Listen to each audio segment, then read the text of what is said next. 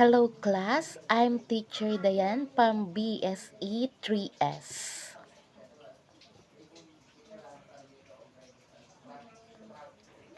Before we go through to our discussion, let us pray first in the name of the Father, the Son, the Holy Spirit. Amen.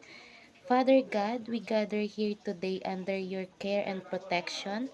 Thank you for your loving kindness that never fail us, that you would guide our strength as to fill us with our peace. Amen. So, for our classroom rules, we have listen to the teacher, sit down properly, raise your hands to speak, treat others with respect. So, our clear class, okay. So, for your attendance, Miss Secretary, can you track our attendance, please? Okay, thank you so much. In activating your prior knowledge in short review, you're going to the activity. You need to be labeled the layers of atmosphere using the terms from the content vocabulary. So, answer that, class. Yes, Miss Wenalyn.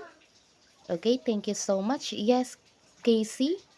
Okay, thank you so much. Yes, Charbel. Thank you so much for your participation. So this is our possible answer.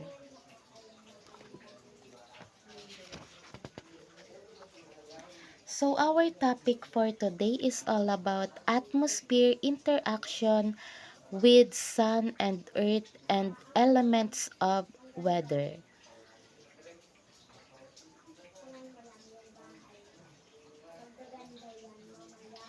Let us know our desired objectives which will guide us throughout the discussion. So objective number 1, explain the sun radiation provides the summary energy that drives Earth atmospheric climate change. Construct simple models or simulation to visualize interaction between the sun atmospheric and the Earth. Number 3, appreciate the critical role of sun's energy in sustaining life and supporting the functioning of Earth's atmospheric and climate system by answering the reflection of learning.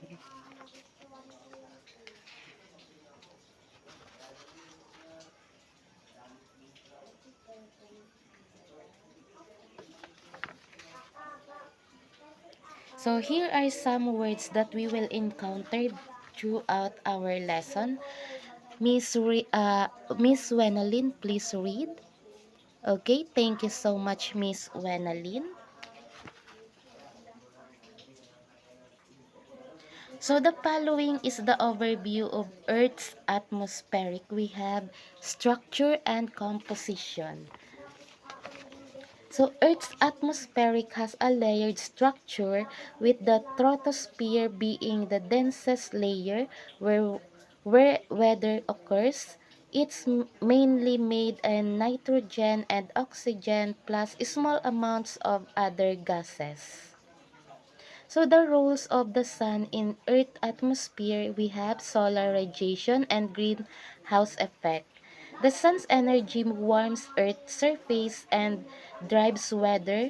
Gases like carbon dioxide trap heat, keeping the planet warm.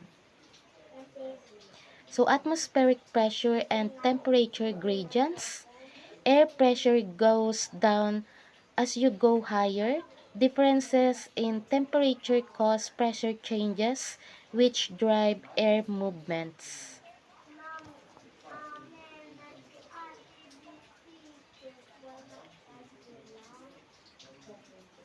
So air masses and fronts as large air bodies with similar temperature and humidity.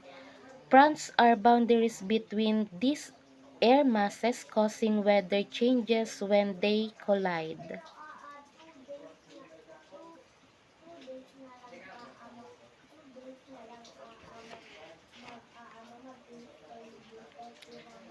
So cloud formation and precipitation.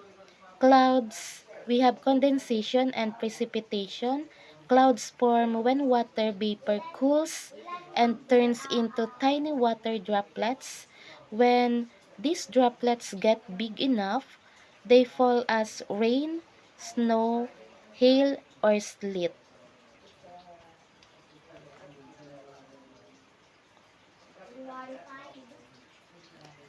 Winds and air circulation patterns, we have Coriolis effect, pressure gradients. So earth rotation or Coriolis effect curbs wind affecting global air circulation. Pressure differences also drive winds, creating patterns like trade winds and jet streams.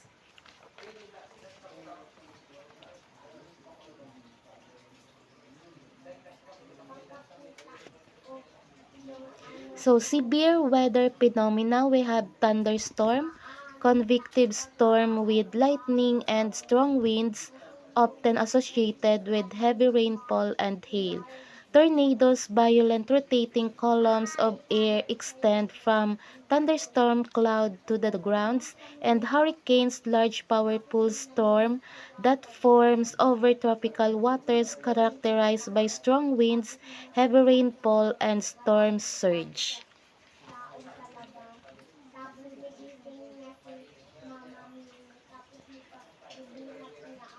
So forecasting and predicting the weather.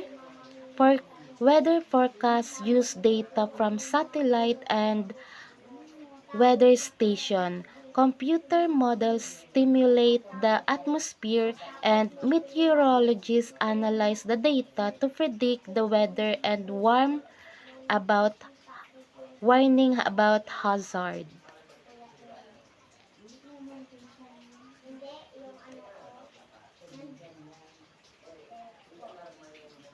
So how does the sun's energy reach Earth?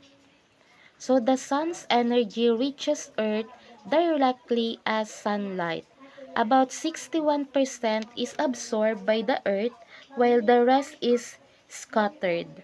Reflected by clouds, we have 20%, absorbed by the atmosphere and clouds, 19%, and reflected by the surface, 4%.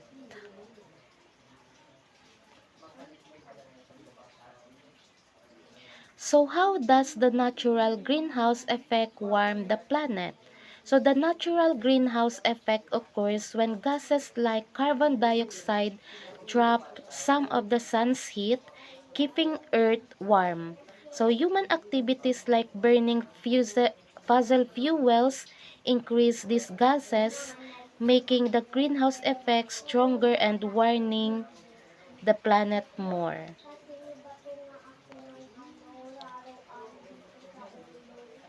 Thank you so much for your participating class. That's the end of my discussion. Thank you so much.